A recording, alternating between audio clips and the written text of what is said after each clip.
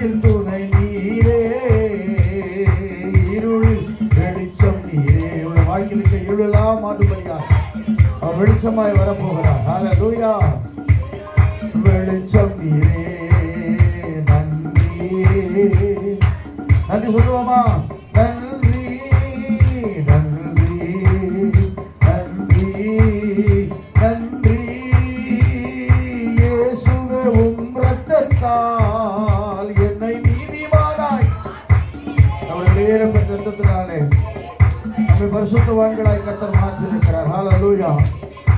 ஆமென். பரிசுத்த ஆவியின் அபிஷேகம்